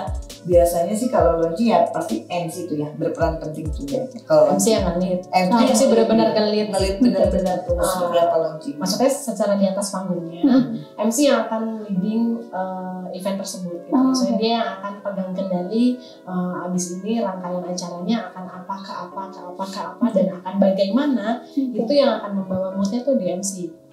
Gitu. Nah kalau misalnya untuk ya event-event resmi itu memang untuk knowledge-nya juga beda gitu ya. Maksudnya harus treatmentnya beda lah ya. Meskipun nanti cuma bilang mungkin 1, 2 ya gini lah dan kita saksikan lagi mungkin cuma mungkin based on script banget itu mungkin aja gitu. Tapi kalau untuk rundownnya sendiri nih tiap transisinya mungkin sama, pasti MC akan selalu masuk untuk untuk menyampaikan acara selanjutnya itu apa gitu ya. Tapi kalau kalau festival mungkin banyaknya band mungkin biarpun ada talk show apa segala macam. Kalau untuk rundown resmi atau misalnya saya ambil contoh produk launching gitu ya, pasti ada pengisi acaranya, betul ya, pasti ada talk show-nya, pasti ada prosesi launchingnya. Nah kalau di rundown resmi yang ada produk launchingnya, masa-masa menegangkan itu adalah pada saat produk launching. Ya, kenapa tuh Teh? Kenapa? Karena biasanya kalau produk launching masing-masing brand aja ya, itu tuh dia pasti pengennya gimana sih melaunching suatu produk, produk baru lagi kan? Launching produk baru. And then pasti ada sinopsisnya, pasti ada skenario-nya akan seperti apa gitu launchingnya. Dari mulai konten multimedianya, propertinya, pengisi di prosesinya, dan juga efeknya gitu. Dan juga biasanya kalau untuk prosesi misalnya mau megah banget, grande lah ya kita sebutnya, ada music director, konten multimedianya bener-bener kita pikirin banget ya, lightingnya juga, terus pengisi acaranya juga yang ini gimana, terus udah gitu propertinya nih biasanya bahkan ada yang bikin totem kah, bikin yang aneh-aneh sih, unik-unik, tiba-tiba nanti mau keluar dari bawah panggung pakai hidrolik atau turun dari atas, atau tiba-tiba produknya nanti muncul kebuka dari efek pakai kabuki misalnya, terus kasih efek-efek asap lah aero, konfeti gitu. Nah itu kan timing harus tepat. Kalau nggak tepat nggak jadi grande. Jadinya biasa aja. Benar biasa aja. Titik krusial berarti ya. Nah itu biasanya klien itu akan cerewet banget Dan di situ. Karena dia kan brandnya dia ya, nggak boleh sampai kelihatan jelek gitu loh. Apalagi ada media yang diundang, Iya kan? sih, bener. Terus para petinggi-petinggi Biasanya, company-nya gitu kan. Company-nya pasti penting banget. Berarti titik krusial banget kalau misalnya launching adalah itu ya tadi. Iya. Saya lebih deg-degan kok. Deg-degan loh, tegang loh beneran. Jadi kalau konser festival saya lebih gak deg-degan, tapi kalau acara yang Ada launchingnya deg-degannya lebih, karena saya masih belajar juga. Oke. Tetap lemas. Masih tetap kayak Masih kayak oke, udah ini mesti ini, udah ini mesti ini. Tetap harus saling mengingatkan dan ya begitulah. Kalau launching itu lebih deg-degan. Iya. ya. Countdown-nya harus tepat. iya sih kalau Nggak boleh boleh di second ya. Oke, iya sih. Mungkin nanti nggak Second dapet ya. apa yang Nggak ada mau. apa yang dimau. Pasti klien langsung marah-marah ya. Iya. Ini gimana Dengan gitu. berbagai macam Iya. permintaannya gitu kan. Dan apa yang mereka juga meminta bantuan ada show director juga dengan harapan apa yang mereka pengen di konser itu bisa terrealisasi gitu. Jadi Oke. pressure aja. Pressure-nya jauh lebih tinggi berarti Jauh ya. lebih tinggi. Karena Misalnya ada produk launching, abis itu ada Raisa misalnya, atau ada band pengisi acara di luar negeri, gue lebih tegang tetap produk launching. tetap berarti kayak guest star kalau di produk launching tuh ibaratnya ya udahlah ya kedua lah yang nggak penting. Yang launchingnya gitu. Jadi biasanya nggak setegang itu karena kan udah kebayang Oke. tipikalnya akan gimana gitu kan ya. Oke. Dan udah biasa juga gitu. Kalau launching kan kalau kita salah pada saat itu nggak bisa kita ulang lagi. Karena kalian tuh pengen launchingnya, pengen orang nggak pernah tuh launchingnya. Pasti kalau launching Pengennya beda, pasti Iya, pasti. Tiba-tiba yang pengen ya launching pakai dancer partisi, nanti pengen keluar barangnya dari belakang kan kayak macam-macam kayak gimana. Tapi akhirnya yang si panggungnya itu wah kalau dancer partisi kurang besar, berarti harus nambah lagi ke bawah untuk turunannya. Ya banyak banget yang dipikirin. Kalau launching tuh untuk keluar masuknya pun tetap harus smooth gitu. Nggak boleh kayak kalau misalnya di festival kan kita lihat banyak kru yang lewat bawah-bawah yang kayak gitu kan ini. Nah kalau di launching nggak mungkin ya. Itu bener-bener clear banget. Kebayang banget maksudnya jadi seorang stage manajernya ngatur kekeliran itu tuh kayak gimana ya. Seperti apa di FOH nanti. Oke. Next kita kan tadi udah ngomongin nih beberapa posisi, beberapa hal yang memang disiapkan kayak macam dokumennya kayak rundown tuh ibarat untuk show management adalah buku kitab suci dari teman-teman di situ tuh mau menjalankan acara kitab sucinya dari rundown. Nah kalau misalnya secara peralatan secara alat komunikasi untuk tim show management itu tuh membutuhkan alat apa aja sih? Maksudnya untuk minimal HT ya. Minimal HT. Mungkin Clearcom, ada Irtek sebenarnya sekarang. Banyak gitu. Sebenarnya kalau ada HT, biasanya kalau sekarang tuh ada ya HT Clearcom sama Irtek sih sebenarnya. Tergantung luasnya kamu ini di mana, seluas apa jangkauannya. Dan akan ada noise sebagai apa dan ada sinyal ya untuk sinyalnya. Kadang kalau kita pakai yang eventnya cuma indoor, perlunya misalnya nggak terlalu banyak, cuma person pakai Clearcom udah terbaik. Clearcom udah terbaik. Tamunya misalnya audiensnya juga nggak banyak, tapi launching itu penting banget karena komunikasi itu. Ya kalau misalnya pakai di indoor, tapi pakai HT untuk launching, kadang suka nggak jelas sih kalau pakai HT yang nggak jelas ngomongnya, jadi kayak kadang gue maunya apa tapi kayak keputus gitu di jalan. Iya sih sebenarnya. Terjadi kayak alat komunikasi itu HT, Clearcom, Irtek sebenarnya. Dan masing-masing tuh ada kelebihan dan kekurangan sebenarnya. Kalau Clearcom kita komunikasinya bisa 2 arah. Secara bersamaan. Dan bisa lebih dari satu ngobrol lebih dari satu server gitu ya. Lebih dari satu yang bicara gitu ya. Kalau HT hanya satu arah. Tapi kekurangannya itu kurang jelas biasanya kalau terus kalau ada yang ini kan kayak lain bunyi-bunyi noise terus kalau Irtek kekurangannya dia komunikasinya satu arah tapi jelas dan jangkauannya lebih luas. Nah kalau Clearcom kekurangannya kalau lebih dari berapa ya, lebih dari 6 aja biasanya suka ngejam. Dan terus kalau di audiensnya banyak sinyal yang digunakan gitu, dia pasti sistem busy ya itu.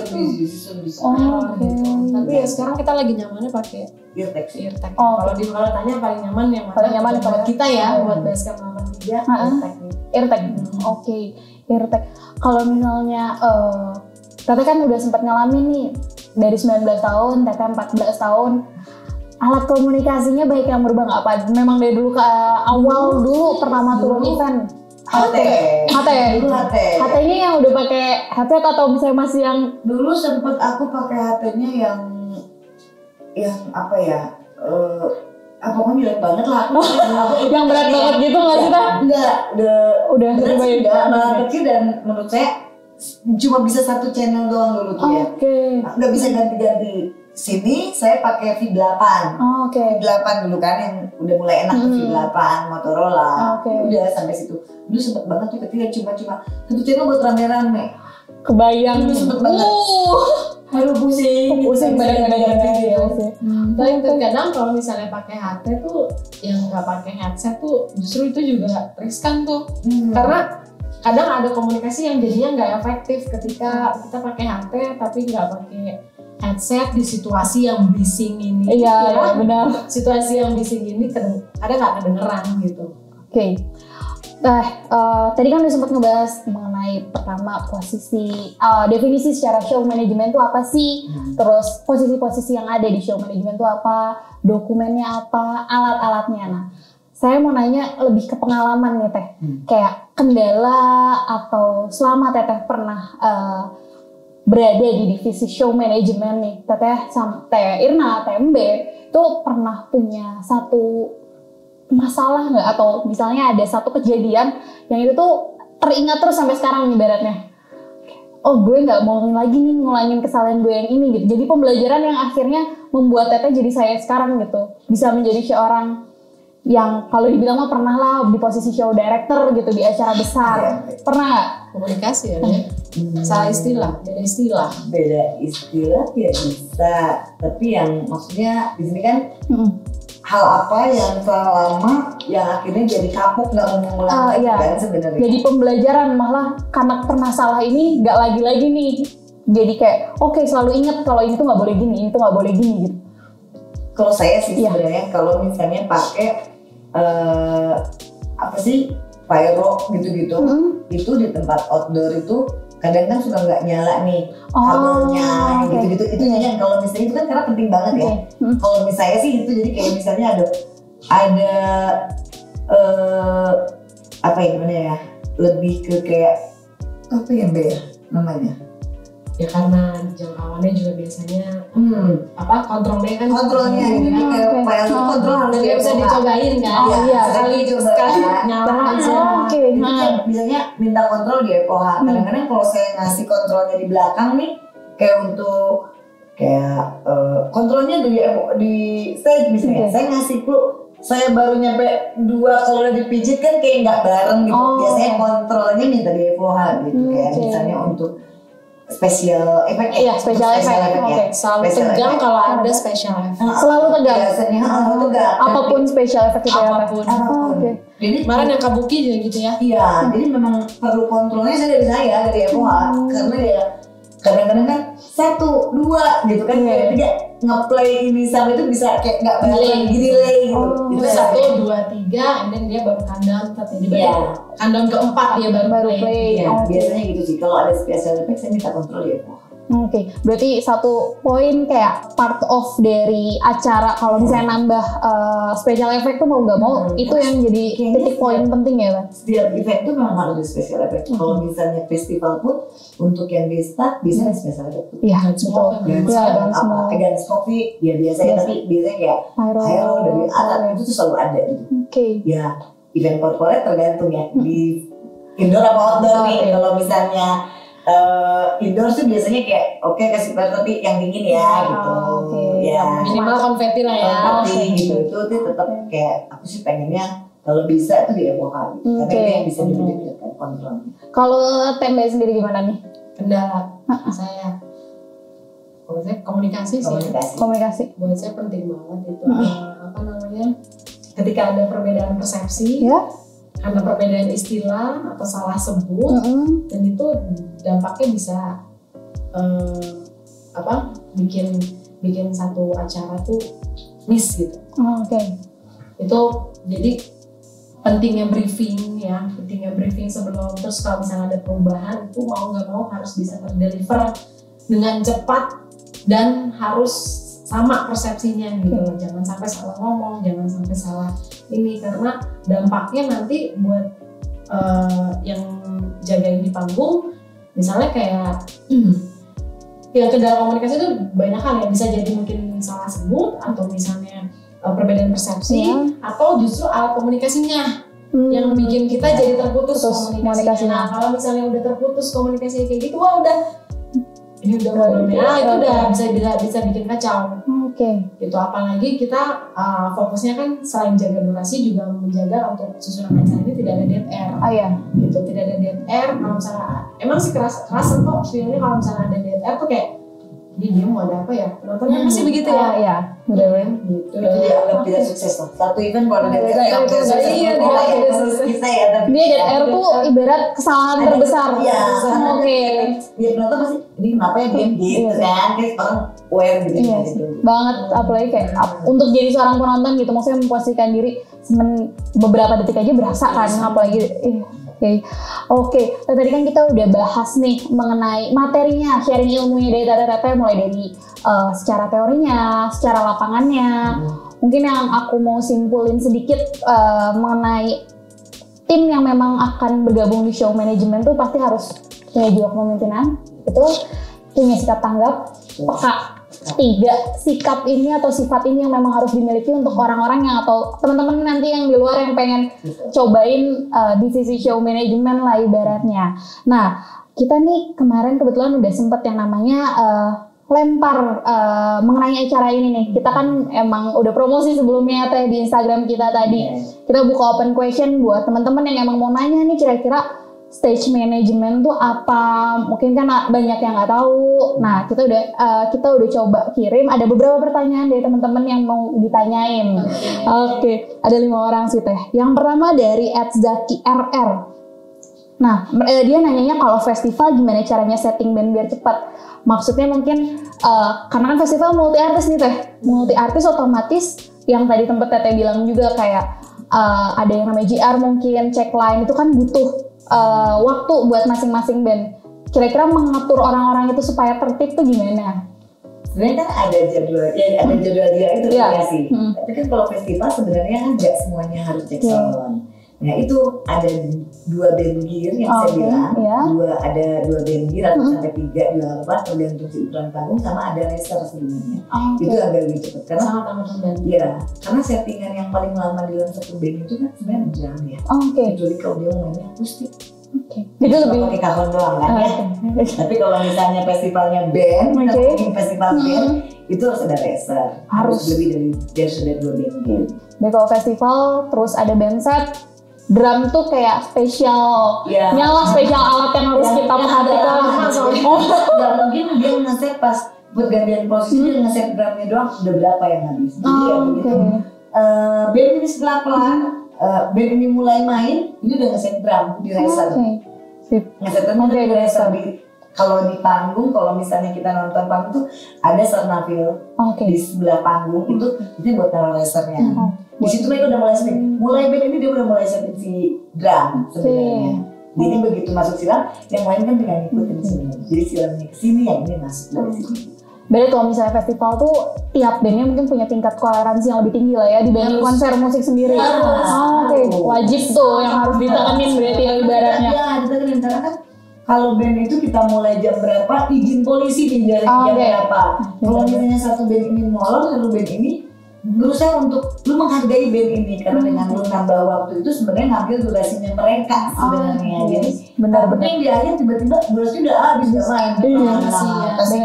Saya memang toleransi itu sangat amat diperlukan karena terkadang ada juga yang punya ego kalau gua harus soundcheck, udah gitu soundchecknya minimal berapa jam. Ada. Kita harus lebih tegasin lagi sih. Karena kalau festival mungkin treatmentnya berbeda. Mereka harus bisa memaklumi itu. Yang lain bukan mereka doang, masih ada yang lainnya gitu. Berarti memang dari kita tim show-nya juga harus tegas sama si yang satunya. Jaga durasi pun harus benar kalau festival. Karena kalau nggak benar jaga durasi, itu molor sampai belakang. Iya. Jadi begitu satu udah mulai kita udah cut. Band berikutnya cuma berapa lagu. Yang penting kita jaga durasi yang benar. Oke. Kalau nggak benar jaga durasi yang belakang itu mainnya makin malam, makin polisi udah habis. Bubar, nggak jadi main.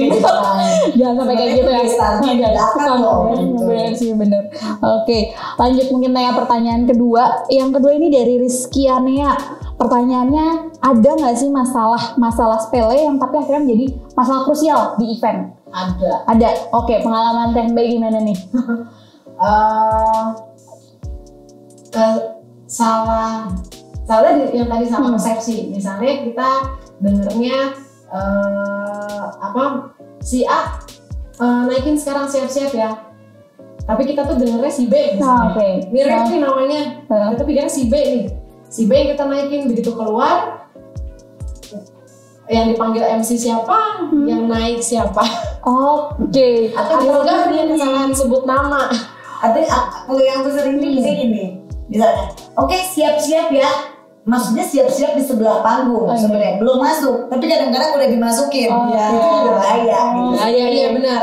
Harus main oke standby ya, standby siap-siap, standby udah dimasukin. Kadang juga suka gitu juga ada. Belum ada gitu kan. Kalau udah kejadian kayak gitu biasanya problem solving dari stage manager, Showdy itu apa sih yang harus dilakukan? Showdy harus negur sih. Harus negur. Tapi nggak biasanya sih saya nggak negur langsung hari itu. Misalnya kayak, kamu tuh oke Mbak, sekarang kamu masukin MC.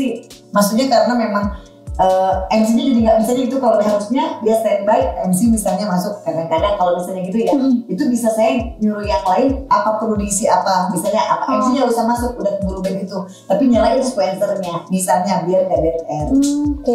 Tapi kalau tergantung eventnya sih sebenarnya, tergantung event ya. Semakin cepat bisa di solving sih, misalnya di situ ada kesalahan gitu ya, si saudara harus langsung gerak. Nanti jangan sampai kejadian kayak gini lagi ya. Pasti ditegur juga, tapi kayak gitu. Tapi di situ juga supaya anak-anak tim show ini semuanya ke depannya selanjutnya lebih fokus. Oke. Teh, berarti intinya mah problem solving itu nomor satu lah ya. Gitu. Oke. Jadi event beda-beda ya. Mau bisa keburu masuk filmnya, nanti keluarin kontennya berarti harus di-play cepat-cepat karena dia udah masuk duluan. Bisa jadi dari MC, mau MC Pio atau apa itu tergantung eventnya, tapi pasti ada. Harus cepat pokoknya. Jangan cepat, gercep bahasanya ya. Oke, pertanyaan selanjutnya dari @nyoman_bmp. Oke, dia nanya kira-kira nih Teh. Tadi kan Teteh sempat, maksudnya selama ini Teteh pernah kerja bareng di IO nih. Dia nanya kalau misalnya dia sebagai orang baru, kan kita kenalnya kalau di IO tuh butuh banget freelancer. Iya betul. Nah, gimana cara biar mempromosikan diri menjadi seorang freelancer? Jadi kalau misalnya ada orang yang butuh freelancer tuh bisa ke kita. Pertama, mempromosikan diri untuk menjadi seorang freelancer tuh gimana?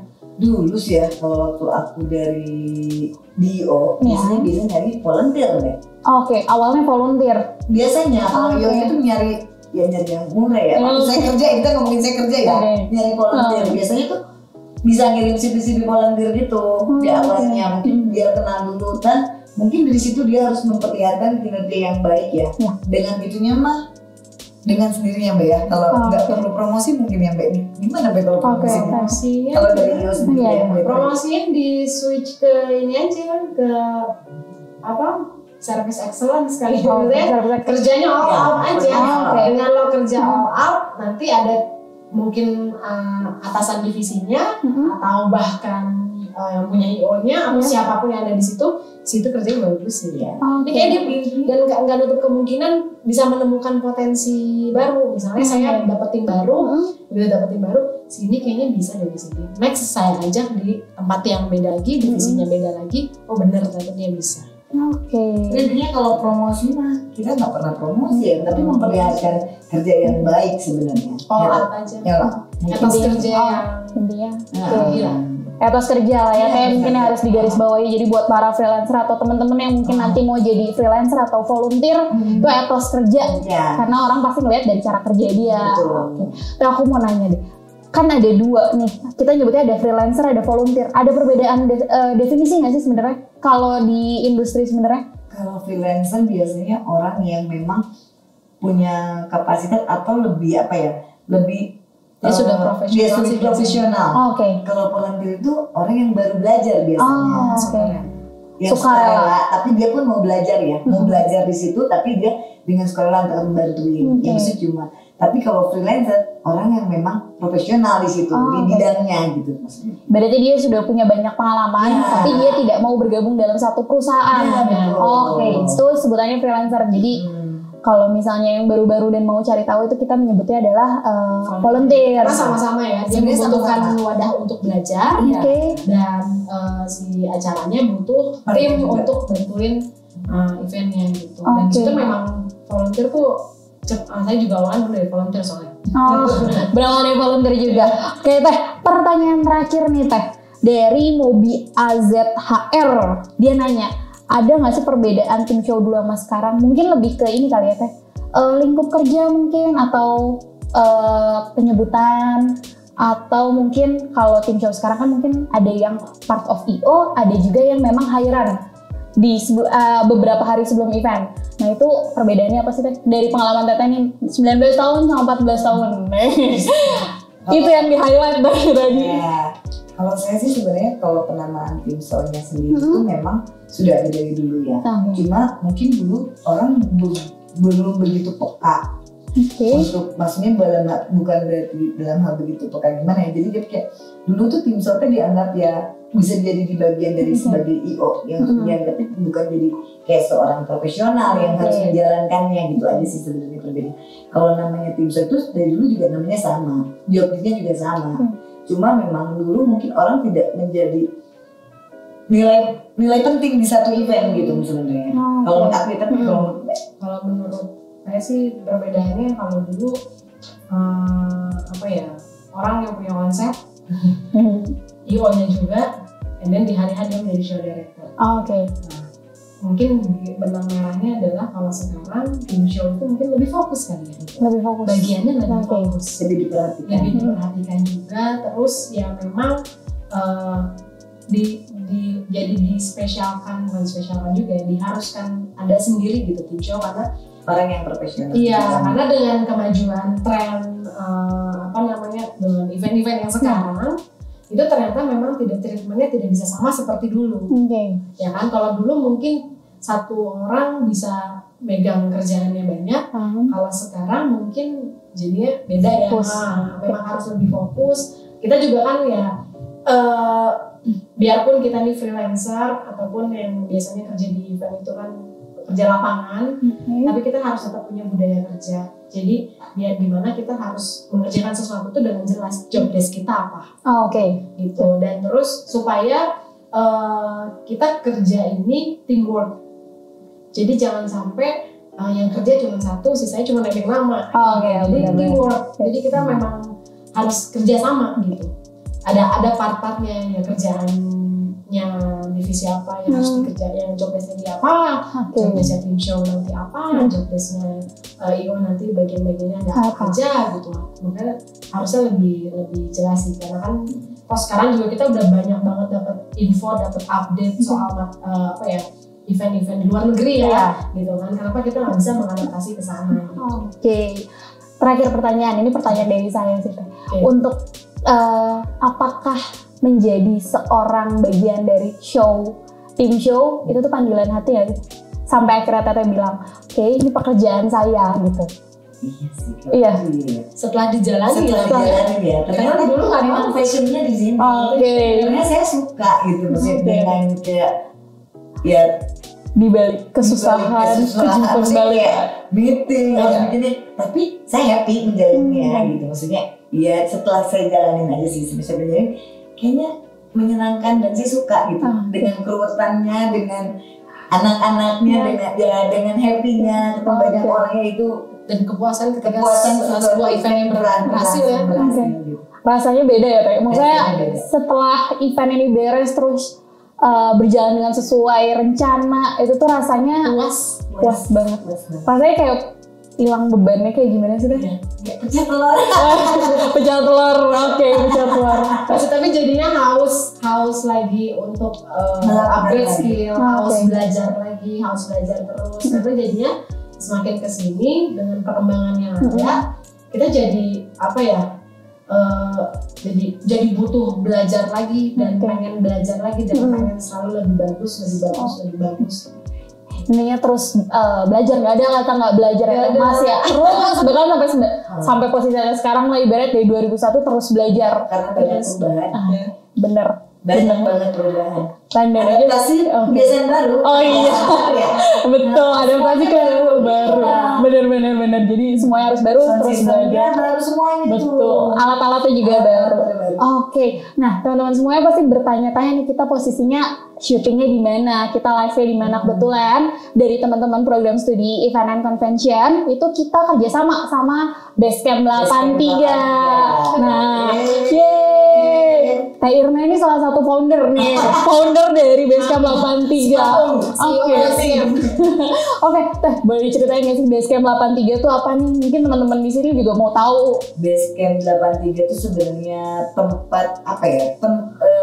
Tempat mengumpulnya anak-anak freelancer. Oke. Simpelnya. Tapi di sini Teh Irna ngasih ruang, ngasih wadah buat anak-anak Bandung yang mau bikin kreativitas kita di sini. Memang terutama di bidang event. Iya, ya, sama-sama yang mau belajar bareng, terus mau membuat kreativitas, mau di sini saling sumbang ide dan mengaplikasikannya ya gitu. Salah satunya di Basecamp 83 ini kita nyiapin ada studio, terus juga teman-teman yang senang usaha, yang kopi juga disediakan di depan, terus ada nanti yang bikin cake mungkin ada juga BD ojek ya. Kita ada BD Jadi ojek sebenarnya kita nggak nutup kemungkinan kreativitas apapun yang bisa kita buat sama-sama di Basecamp ini karena ya pengennya jadi ruang seni lah ya, ruang seni dan ruang belajar bersama si Basecamp 83 ini. Oke. Ternyata mungkin teman-temannya kalau misalnya mau gabung ke sini, gimana sih caranya misalnya bisa jadi part of dari Basecamp 83?